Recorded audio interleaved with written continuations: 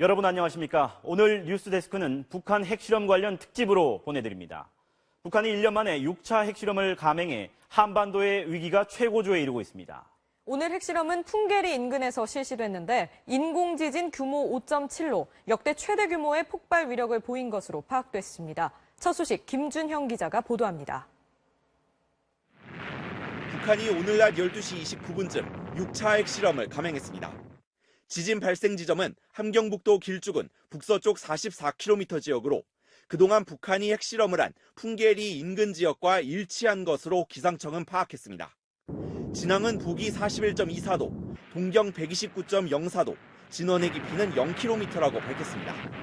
폭발 위력은 역대 핵실험 중 가장 큰 규모로 분석됐습니다. 규모는 저희가 분석한 규모로는 5.7이 되겠습니다. 당초 미국 지질조사국은 이번 핵실험 강도를 진도 5.6으로 추정했지만 이후 규모 6.3으로 수정 발표했습니다. 중국 지진국도 규모 6.3으로 발표했고 일본은 그보다 낮은 진도 6.1의 지진이 발생했다고 밝혔습니다. 정부 당국은 인공지진이 확인된 후 북한의 핵실험으로 추정해 분석에 나섰으며 합참은 인공지진 감지 후 전군의 대북 감시 강화와 경계태세 격상 지시를 내렸습니다. 또 국방부와 합참은 공동으로 위기조치반을 긴급 소집했습니다. 북한은 핵실험 감행 후 3시간 만에 대륙간 탄도로켓 ICBM 장착용 수소탄 시험에 완전 성공했다며 핵실험 사실을 공식 발표했습니다. 북한이 최근 잇따른 미사일 발사 도발에 이어 국제사회의 만류와 압박에도 불구하고 문재인 정부 출범 후 첫 핵실험까지 기습적으로 감행하면서 한반도 정세는 한치 앞을 내다보기 힘들게 됐습니다. MBC 뉴스 김준영입니다. 북한은 조선중앙TV 중대 보도를 통해 핵실험 사실을 인정했는데요. 수소탄 시험이 성공하면서 핵무력 완성에 매우 의미 있는 계기라고 만족감을 나타냈습니다. 장재용 기자입니다. 북한은 핵실험 감행 3시간 만에 발표한 중대 보도에서 김정은이 노동당 정치국 상무위원회를 주재하고 직접 핵실험 명령을 내렸다고 밝혔습니다. 그러면서 서울시간 12시 30분 북부 핵실험장에서 ICBM 수소탄 시험을 성공적으로 단행했다고 발표했습니다. 핵 전투부의 위력 지표들과 2단 열행 무기로서의 질적 수준을 반영하는 모든 물리적 지표들이 설계값에 충분히 도달하였으며 5차 핵실험 때의 최대 16배의 위력을 보인 것으로 평가되는 이번 핵실험을 두고 북한은 전례 없이 큰 위력으로 진행됐지만 주변 환경에 어떤 부정적 영향도 없었다며 만족감을 드러냈습니다. 여러 차례 수소탄 관련 전문 기술 용어까지 사용하며 정확성과 정밀성을 신뢰할 수 있게 됐다면서 단순한 원자탄 시험이 아니라는 점을 부각시켰습니다. 특히 이번 수소탄 시험 성공이 국가 핵무력 완성의 완결 단계 목표를 달성한 데 있어 매우 의미 있는 계기라며 어디를 타격할지에 따라 마음대로 위력을 조정할 수 있게 됐다고 주장했습니다.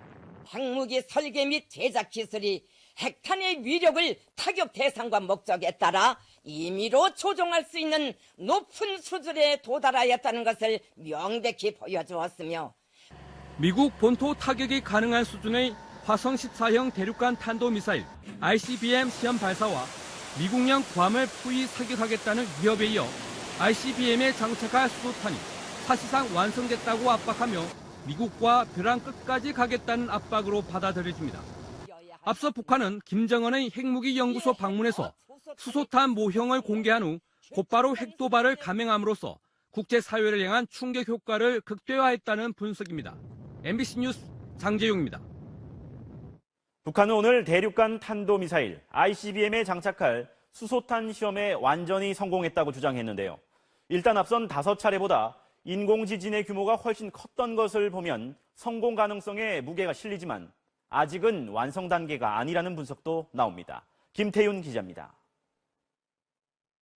북한은 지난해 1월 4차 핵실험 때부터 수소폭탄 실험에 성공했다고 주장했습니다.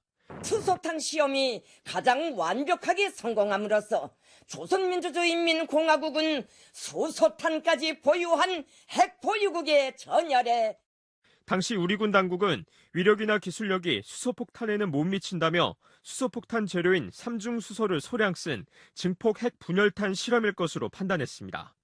증폭 핵분열탄은 삼중수소 소량의 핵융합 반응의 도움으로 플루토늄, 우라늄 같은 원자폭탄 물질의 반응을 증폭시키는 핵 분열 폭발이 기본입니다. 반면 수소폭탄은 먼저 원자폭탄을 기폭제로 터뜨리면 중수소와 삼중수소가 연쇄 반응해 막대한 에너지가 발생하는 핵융합 폭발입니다. 핵융합이 핵 분열보다 훨씬 큰 폭발력을 낸다는 점에서 수소폭탄의 위력은 대개 TNT 100만 톤 이상이고 증폭 핵 분열탄은 그 수분의 1에서 수십분의 1 위력입니다. 전문가들은 일단 이번 6차 실험에서 나타난 큰 폭발력을 볼 때 수소탄 실험 성공에 무게를 싣고 있습니다.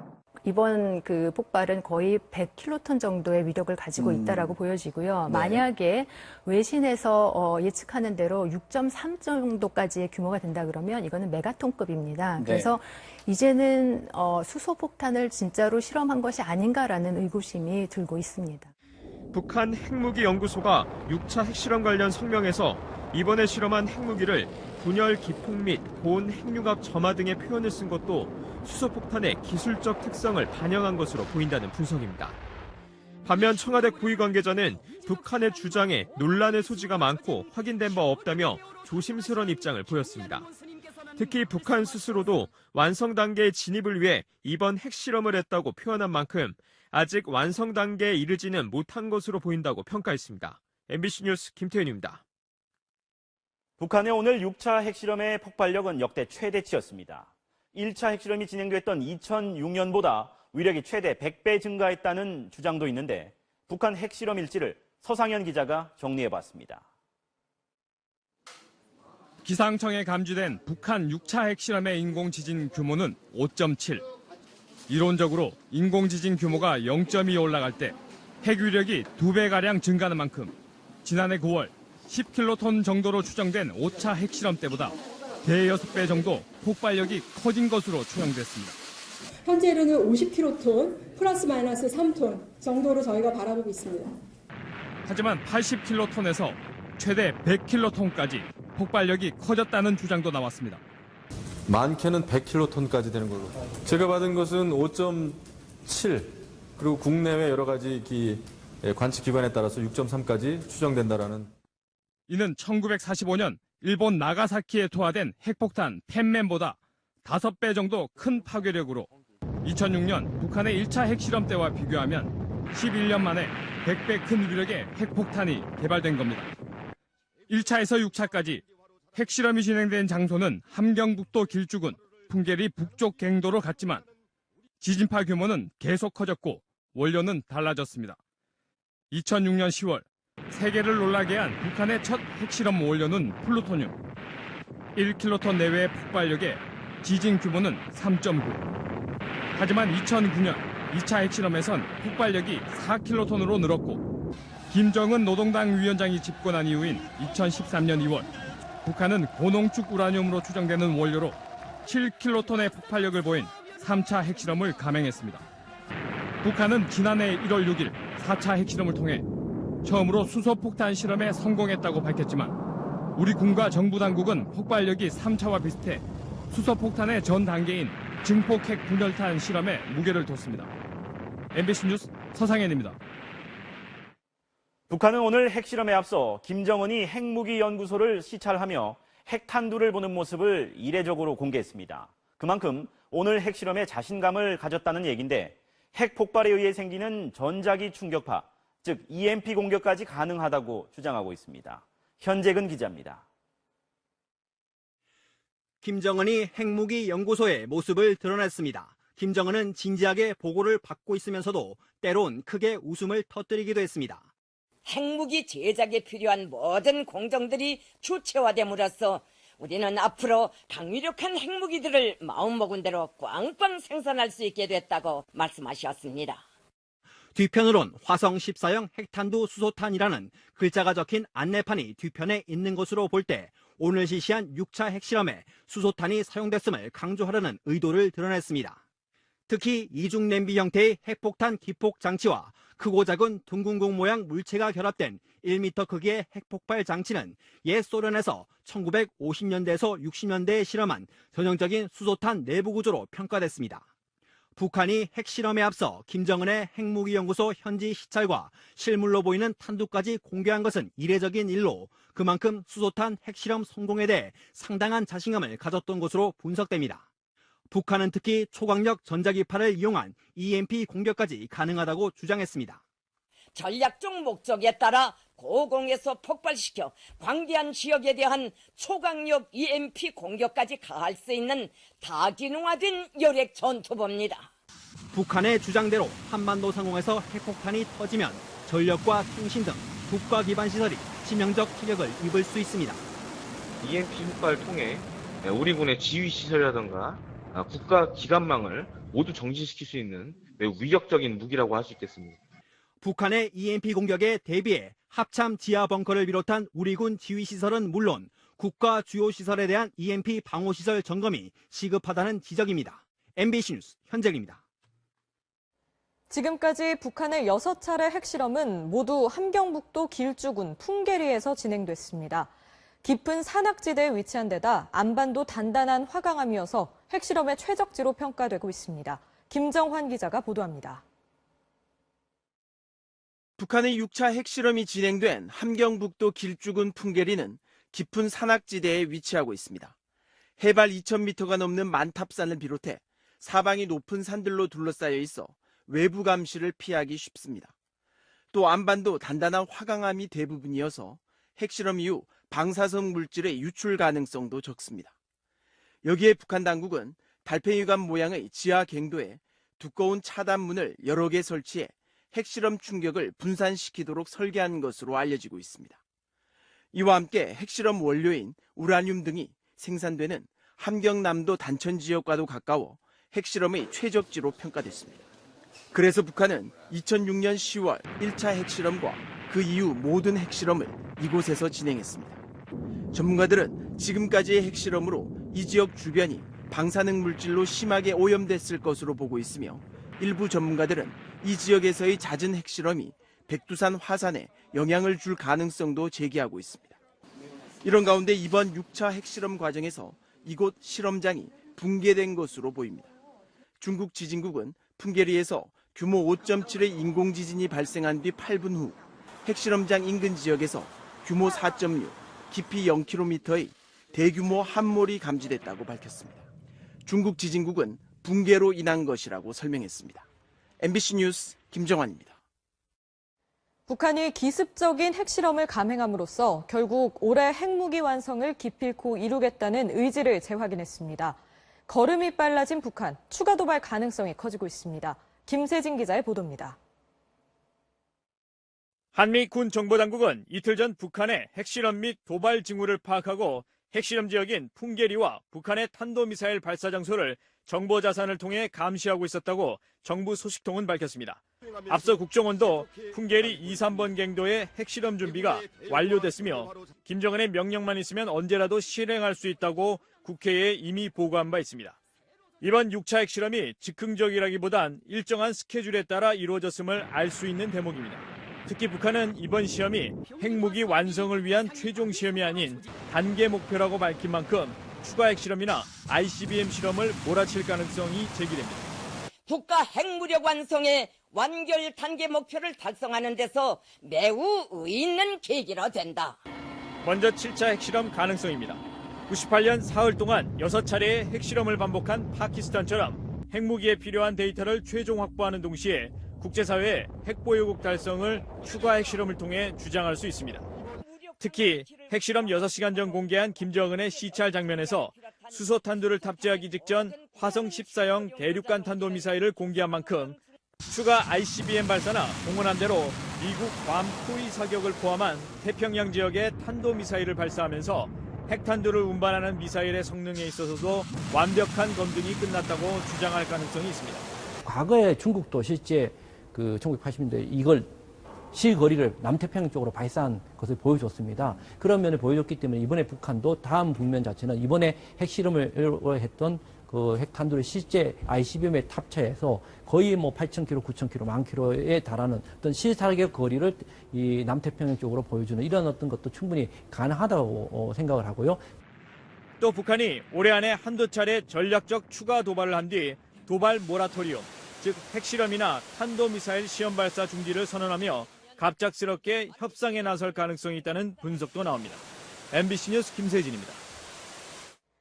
북한의 고강도 핵실험 소식이 전해지자 청와대는 긴박감에 휩싸였습니다. 문재인 대통령은 북한을 완전히 고립시키기 위한 모든 외교적 방법을 강구하라고 지시했습니다. 정동욱 기자가 보도합니다.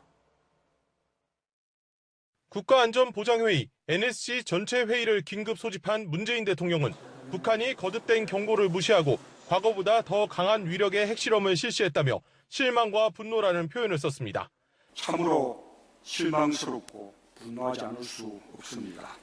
국제사회로부터 고립을 더욱 가중시키는 실로 처분없는 전략적 실수를 자행하였습니다. 1시간 반가량 진행된 회의에서 문 대통령은 북한이 핵과 미사일 기술을 더 이상 고도화하지 못하도록 완전하고 검증 가능하며 되돌릴 수 없는 방식으로 포기하도록 하라고 당부했습니다. 유엔 안보리 추가 제재를 추진하는 등 모든 외교적 방법을 동원하기로 했습니다. 북한은 핵과 미사일을 통해 정권의 생존과 발전을 보장받을 수 없다는 것을 분명히 깨달아야 할 것입니다. 북한의 핵 미사일 핵심 시설을 타격할 수 있는 우리 군의 타격 능력을 과시하는 등 최고로 강력한 응징 방안을 강구할 것도 지시했습니다. 한미동맹 차원에서 미군이 보유한 강력한 전략 자산을 추가 전개하는 방안을 협의할 예정입니다. 이와 관련해 정의용 청와대 국가안보실장은 허버트 맥메스터 미 백악관 국가안보보좌관과 2차례 통화를 갖고 대책을 논의했습니다. 한미 동맹 차원의 굳건한 연합 방위 태세를 바탕으로 북한의 무모한 도발에 대한 적극적인 대응 방안을 준비하고 정부는 공식 성명을 통해 계속된 도발은 더 깊은 외교적 고립과 경제적 압박을 초래할 것이라며 우리와 국제사회의 대화 메시지에 북한이 호응해야 한다고 밝혔습니다. 이틀 전 전화 통화를 갖고 미사일 탄두 중량 확대를 논의한 한미 양국 정상은 빠른 시일 내로 통화를 갖고 북한 핵 문제에 대한 강력하고 추가적인 공조 방안을 협의할 계획입니다. MBC 뉴스 정동욱입니다. 문재인 대통령은 그동안 여러 차례 북한이 6차 핵실험을 강행하면 대북 정책 기조가 급격히 바뀔 수 있음을 시사했습니다. 이른바 레드라인을 넘지 말라는 경고를 계속 보냈던 건데 오늘도 문 대통령은 일단 대화를 촉구했습니다. 김천홍 기자가 보도합니다. 문재인 대통령은 대선 후보 시절이던 지난 4월 공군 작전사령부를 방문한 자리에서 북한에 강력한 경고 메시지를 전했습니다. 만일 6차 핵실험을 감행한다면 이는 돌아올 수 없는 강을 건너는 것이라며 김정은 체제의 존립 자체가 힘들어질 것이라고 말했습니다. 북한이 ICBM급 화성 14형 미사일을 발사했던 지난 7월 4일에는 데이비드 캐머런 전 영국 총리와 만나 레드라인이라는 단어를 언급하며 강경기조 전환을 시사했습니다. 북한이 한미 정상이 합의한 평화적 방식의 한반도 비핵화 구상에 호응하지 않고 레드라인을 넘어설 경우 우리가 어떻게 대응할지 알 수가 없다고 말했습니다. 취임 100일 기자회견에서는 레드라인의 기준을 구체적으로 설명했습니다. 북한이 ICBM 탄도미사일을 완성하고 거기에 핵탄두를 탑재해서 무기화하게 되는 것을 레드라인이라고 생각합니다. 그런데 북한은 6차 실험을 강행했고 ICBM 탑재 용임을 대대적으로 선전했지만 문 대통령은 대화를 거듭 촉구했습니다. 북한은 하루속히 핵미사일 개발 계획을 중단할 것임을 선언하고 대화의 길로 나와야 할 것입니다. 이와 관련해 청와대 고위 관계자는 ICBM의 소형화와 경량화, 대기권 재진입 기술 등 많은 부분에 대해 분석이 필요한 데다 핵탄두 탑재 능력도 아직 갖추지 않은 것으로 보인다며 북한이 아직 레드라인을 넘지 않은 것으로 간주했습니다. 그러면서 대화와 제재를 병행한다는 기조에는 변함이 없을 것이라고 밝혔습니다. 또 북핵에 대응하기 위해 거론되는 미군의 전술핵 재배치와 관련해선 일절 논의되지 않았다고 강조했습니다. MBC 뉴스 김천홍입니다. 오늘 핵실험 감행에 앞서 북한은 김정은의 핵무기연구소 현지 지도 소식을 먼저 전했습니다. 핵실험을 마치고 한참 뒤 탄두를 공개했던 과거와 달리 이번엔 탄두를 먼저 공개하고 핵실험 버튼을 눌렀는데 의도는 무엇인지 윤지윤 기자가 분석했습니다. 낮 12시 29분 전격 감행된 오늘 북한의 육자 핵실험은 북한 매체가 김정은의 핵무기 연구소 현지 지도 소식을 전하며 대륙간 탄도미사일 ICBM급 화성 14형의 핵탄두 사진을 공개한 지 6시간여 만에 이루어졌습니다. 핵실험 후 상당한 시간이 흐른 뒤에 탄두를 공개했던 과거와 달리 이번엔 핵탄두를 먼저 공개하고 실험을 감행했습니다. 이례적이고 기습적인 이번 핵실험은 결국 미국을 겨냥했다는 분석입니다. 닷새 전 중거리 탄도미사일 화성 12형을 발사하며 자신감을 보였던 북한이 역대 최대 규모의 핵실험을 통해 탄두 폭발력 증대와 소형화에 성공했음을 과시하고 미국의 대북 정책 변화를 압박하고 있다는 것입니다. ICBM과 핵실험의 완성 단계에 북한이 와 있다. 미국이 핵 보유국임을 인정하면서 적극적으로 협상에 임하라. 이런 차원에서의 미국에 보내는 카드라고 볼 수도 있겠습니다. 화성 12형 도발로 국제사회가 강력한 추가 제재를 논의하는 상황에서 도발 중단보다는 핵 능력 완성을 과시하며 대화의 주도권을 잡겠다는 의도입니다. 또 북한 정권 창건 69주년인 9월 9일을 앞두고 주민 결속도 노렸을 것으로 보입니다. 일각에선 중국이 공들여 준비한 브릭스 정상회의 개막일에 맞춰 핵실험을 단행함으로써 중국이 북미 중재에 적극적으로 나설 것을 압박한 것이란 분석도 나오고 있습니다. MBC 뉴스 윤지윤입니다. 정치권도 긴박하게 움직였습니다. 여당은 대북 결의안을 채택하자고 제안한 가운데 야당은 문재인 정부의 대북 접근법이 근본적으로 잘못됐다며 전략의 전면 수정과 함께 강력한 대응을 촉구했습니다. 육덕수 기자가 보도합니다. 여당인 더불어민주당 추미애 대표는 긴급 최고 지도부 회의를 소집해 북한의 행태를 강력히 규탄하며 군사 외교적 대북 대응에 나설 것이라는 단호한 입장을 밝혔습니다. 김정은 정권의 무모한 핵실험은 자기 파괴적인 오판일 뿐입니다. 지금의 위기는 과거의 북한 핵 미사일 도발과는 차원이 다른 새로운 국면으로의 진입을 의미하는 것입니다. 민주당은 안보 관련 당정회의를 소집하는 한편 국회 차원에서 강도 높은 대북 결의안 채택을 추진할 계획입니다. 야당도 긴박하게 움직였습니다. 자유한국당은 긴급 회의를 열어 핵무장을 포기하지 않겠다는 북한 정권의 야욕을 확인했다며 정부의 엄중한 대응을 촉구했습니다. 북한의 오늘 6차 핵실험이라는 지극히 위중한 국가 안보 위기 사태에 적극적으로 대응하면서 문재인 정권의 폭주를 저지할 효과적 대책을 마련해 나갈 것입니다. MBC 사태와 관련해 국회 보이콧을 선언한 한국당은 안보 상황이 위중하다며 국회 국방위 정보위 등에는 제한적으로 참여할 것임을 시사했습니다. 한국당 홍준표 대표는 자신의 SNS에서 아무런 역할도 없는 문재인 정부의 한반도 운전자로는 전 국민이 핵 인질로 가는 방관조론일 뿐이라며 정부의 태도를 거듭 비판했습니다. 국민의당 안철수 대표는 문재인 대통령과 여야 대표가 참여하는 긴급 안보 대화를 제안했습니다.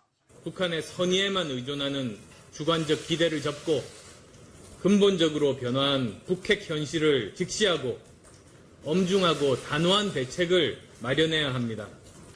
바른정당은 한미일 안보 공조 체제 점검과 함께 정부의 대북 전략 전면 수정을 주장했습니다. 김정은 정권에 대해 대화를 앞세운 낭만적인 접근은 결코 안 된다는 점을 입이 닳도록 수차례 강조해 왔습니다. 국회는 내일 국방위 전체 회의를 긴급 소집하고 조만간 정보위도 열 것을 검토하는 등 긴밀한 대응에 나섰습니다. MBC 뉴스 육덕수입니다. 북한의 핵실험 이후 우리 군은 하루 종일 긴박했습니다. 한미동맹 차원의 강력한 군사조치도 검토하고 있는데요. 국방부 취재기자 연결해 군 대응 상황 알아보겠습니다. 구경근 기자 전해주시죠. 네, 군 당국은 북한의 핵실험 직후 위기조치반을 긴급히 소집하고 전군의 대북 경계태세를 격상하라고 지시했습니다. 현재는 군 수뇌부가 대책회의를 진행하면서 북한 풍계리 지역의 감시 정찰 강도를 강화하고 혹시 모를 추가 도발에 철저히 대비하고 있습니다. 최근 잇따른 전략자산 전개와 무력 시위 등 한미 동맹의 초강경 대응에도 불구하고 북한이 핵실험을 감행하자 군 당국은 북한에 대한 북한 시위를 느꼈습니다. 한미 동맹은 북한 도발을 응징할 수 있는 충분한 능력을 구비하고 있다며 한미 연합군의 강력한 조치를 행동으로 보여주겠다고 강력히 경고했습니다. 우리 경고에도 불구하고 북한이 막무가내식 도발을 감행한 만큼 이후 발생하는 모든 사태에 대한 책임은 전적으로 북한에 있음을 강력히 경고한다. 한미 합참의장은 긴급 공조 통화로 가장 빠른 시간 내에 군사적 대응 방안을 시행하기로 합의했습니다. 한미연합 미사일 사격 훈련은 물론 핵 항공모함과 전략 폭격기 등 미군의 전략자산 전개를 포함해 북한 지휘부 폭격 훈련 같은 우리군 단독 무력 시위도 다발적으로 진행될 것으로 예상됩니다. 군은 최전방 지역에서 발생할 가능성이 있는 북한의 성동격서식 전술적 기습 도발에도 대비하고 있습니다. 지금까지 국방부에서 MBC 뉴스 구경근입니다. 이번에는 각국 반응을 알아봅니다. 미국은 북한의 6차 핵실험 도발에 강력히 대응할 것으로 예상되는데 먼저 워싱턴 연결해 보겠습니다. 박승진 특파원, 현재 상황 어떻습니까? 네, 백악관을 비롯해서 미국의 안보 정보 당국은 긴박하게 움직이고 있습니다. 북한의 6차 핵실험 도발은 이곳 시간으로 토요일 밤 자정 무렵 이루어졌는데 맥메스터 백악관 국가안보보좌관과 매티스 국방부 장관은 정보 라인을 총동원해서 북한 상황을 파악하고 있는 것으로 전해졌습니다. 허리케인 하비로 인한 피해 지역을 방문하고 워싱턴 DC로 돌아온 트럼프 대통령은 즉각 관련 보고를 받은 것으로 알려졌습니다. 아직 미국 정부의 공식 입장은 나오지 않았지만 곧 있으면 초강경 입장이 발표될 것으로 예상됩니다. 최대의 압박과 관여를 통해 대화로 북한 문제를 해결하겠다는 게 트럼프 행정부의 기본 대북 원칙입니다.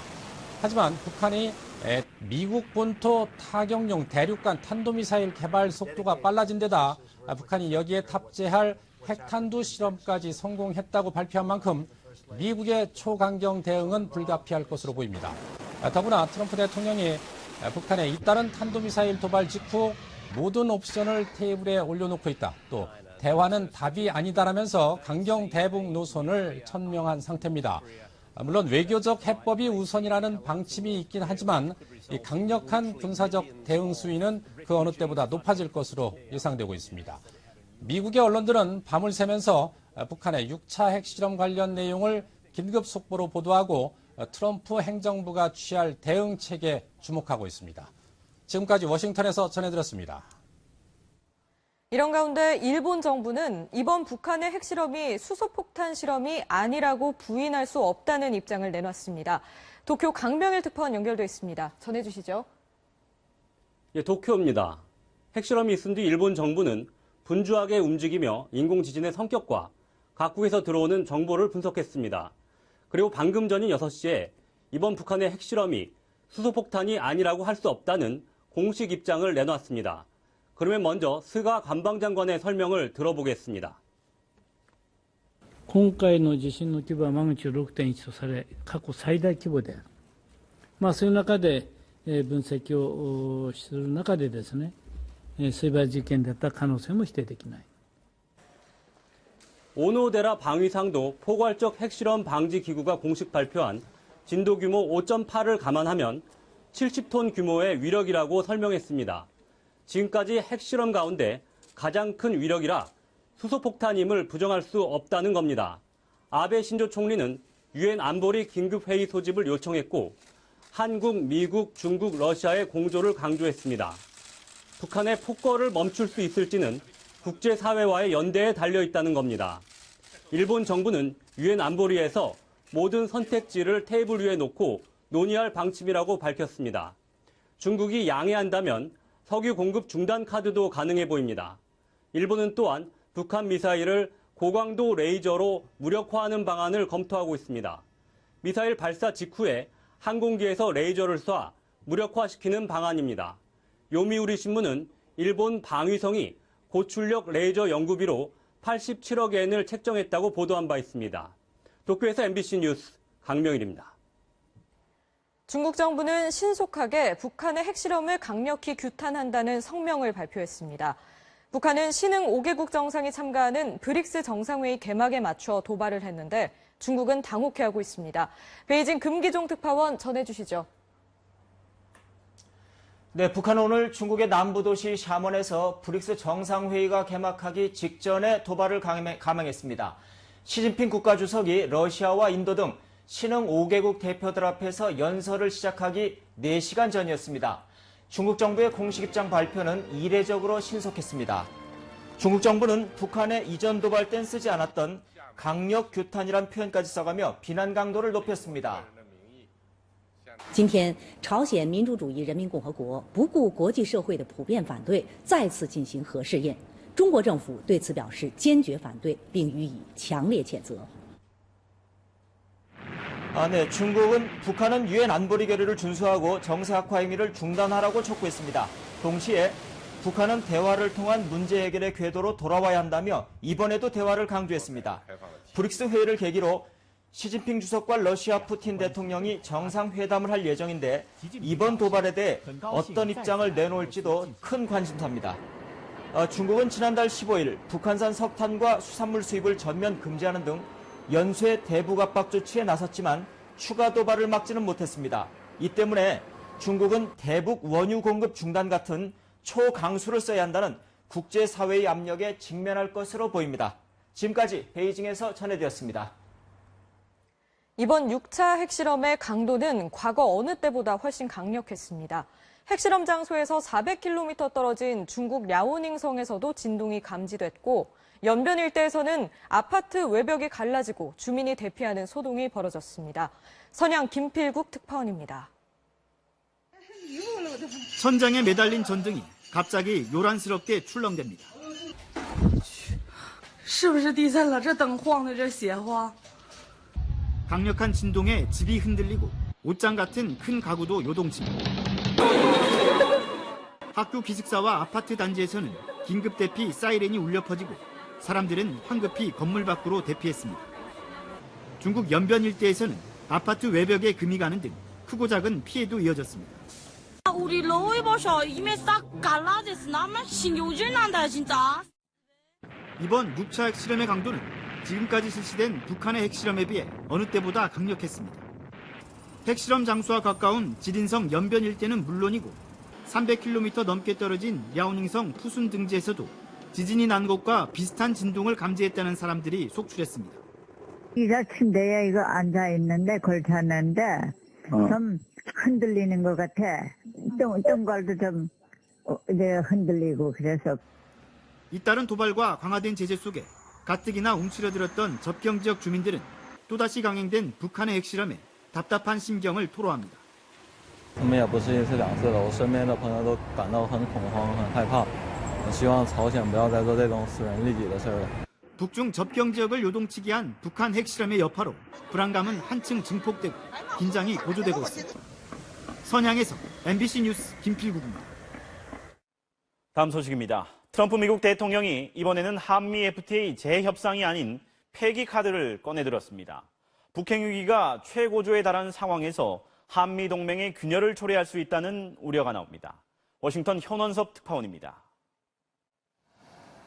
트럼프 미국 대통령이 이번 주 한미 FTA 폐기 여부를 참모들과 논의하겠다고 밝혔습니다. 허리케인 하비 수해 현장인 텍사스 휴스턴을 방문한 자리에서였습니다. 이런 방침은 지난달 22일 서울에서 열린 FTA 개정 협상을 위한 한미 간의 특별회의가 결렬된 후 나온 것으로 전해졌습니다. Fact is that the United States has trade deficits with many countries, and we cannot allow that to continue. And we'll start with South Korea right now. 앞서 미국 워싱턴 포스트는 트럼프가 한미 FTA 폐기를 준비하라고 참모들에게 지시했으며 이르면 이번 주 공식 폐기 절차가 시작될 수 있다고 보도했습니다. 또 한미 FTA 폐기를 위한 내부 준비가 많이 진척돼 있다는 관계자들의 말도 전했습니다. 월스트리트 저널 등은 미국 시간으로 5일 한미 FTA 폐기 여부 논의를 위한 백악관 회의가 열릴 예정이라고 날짜를 특정하기도 했습니다. 협정문에 따르면 한미 FTA는 협정을 끝내겠다는 어느 한쪽의 서면 통보로부터 180일 후 종료됩니다. 6차 핵실험으로 북핵 위기가 최고조에 달한 상황에서 한미 FTA 폐기는 한미 동맹에 심각한 균열을 불러올 수 있다는 우려도 커지고 있습니다. 실제로 맥메스터 국가안보보좌관과 매티스 국방장관 등 트럼프 행정부 고위 인사들이 협정 폐기 움직임을 막기 위해 노력하고 있다고 워싱턴 포스트가 전했습니다. 미 상공회의소가 한미 FTA 폐기 결정을 막기 위해 힘을 모아달라고 회원사들에 호소하는 등 미 정계와 산업계의 반대 목소리도 잇따르고 있습니다.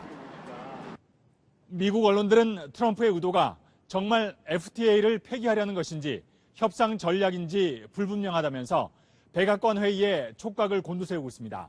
워싱턴에서 MBC 뉴스 현원섭입니다. 한미 FTA 폐기는 냉정하게 봐서 우리는 물론 미국도 바라는 바가 아닐 겁니다. 그런데도 폐기 발언이 나온 건 사업가 출신 트럼프 대통령이 협상을 위한 기선 제압용이라는 분석이 나오고 있습니다. 장유진 기자가 보도합니다. 한미 FTA를 개정하자는 미국의 요구로 열렸던 공동위원회. 신경전 끝에 우리의 요구대로 서울에서 열렸고 미국의 공세에 잘 대응했다는 평을 받았습니다. 당시 회의에서 미국은 폐기를 언급하진 않았다고 전해졌습니다. 폐기란 단어, 즉 termination이란 단어는 없었습니다. 미측 동향을 예의주시하면서 당당하게 협상할 것입니다. 개정 협상 전에 FTA의 성과부터 함께 분석하자는 제안을 하고 답을 기다리던 우리 정부는 트럼프 대통령의 발언에 모든 가능성을 열어놓고 차분하게 대응하겠다고 밝혔습니다. 동시에 트럼프 대통령의 발언 의도에 대한 분석에 들어갔습니다. 미국 내에서도 농민단체 등의 폐기 반대 여론이 거세고 한미 FTA의 성과를 분석하자는 목소리가 나오는 상황에서 나온 트럼프의 발언은 우선 기선 제압용이라는 분석이 있습니다. 현실적으로 FTA 폐기는 미국 의회의 승인이 필요한 사안이라 트럼프도 쉽게 관철할 수는 없습니다. 한편에선 정치적 의도가 있다는 분석이 나옵니다. 미국에서 볼 때 한미 FTA를 이걸 문제 삼은 거는 여기에 불만 있는 건 아니에요. 한국과의 공조에 대해서 우리가 다시 한번 생각해야 될 소재를 던진 겁니다. 북핵 위기 와중에 한미 FTA 폐기 가능성까지 제기되면서 우리 경제의 불확실성이 더 고조될 거란 우려가 커지고 있습니다. MBC 뉴스 장유진입니다.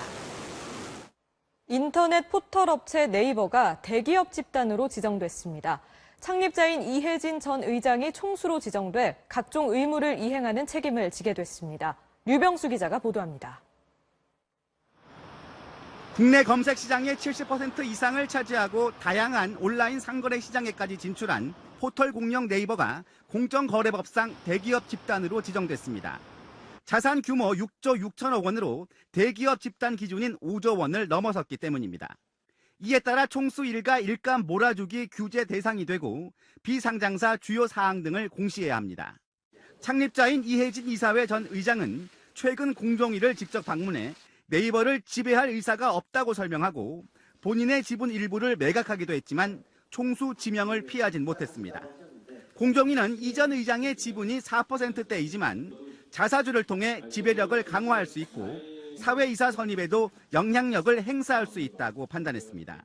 1% 미만 소수주주 지분이 약 50%에 달하고 있습니다. 이런 점을 볼 때 4.49%는 사실상 지배력 행사에 있어서 유의미한 지분이라고. 이에 따라 이 전 의장의 개인 회사인 컨설팅 업체 지음과 친족 기업 2곳이 네이버 계열사로 포함돼 모두 71곳이 함께 대기업 집단 규제를 받게 됐습니다. 네이버 측은 공정위 결정에 대해 모든 민간 기업의 재벌과 총수의 개념을 부여하는 것은 우리 사회의 시각이 30년 전에 머물러 있다는 의미라고 비판했습니다. 이번 결정에 대해 네이버의 영향력에 걸맞은 견제는 필수적이라는 견해와 함께 공정위의 총수 지정이 자의적이라는 지적도 나왔습니다. 최대 주주 또는 10% 이상 소유한 경우에 총수, 다시 말하면 동의인을 지정할 수 있도록 하는 기준을 명확히 제시하는 것이 법적 안정성 차원에서 보게 되면 필요하다고 봅니다. 네이버와 함께 넥슨, 호반건설, SM그룹, 동원 등 4곳이 추가로 대기업 집단에 지정돼 전체 대기업 집단은 57개로 늘었습니다. MBC 뉴스 유병수입니다.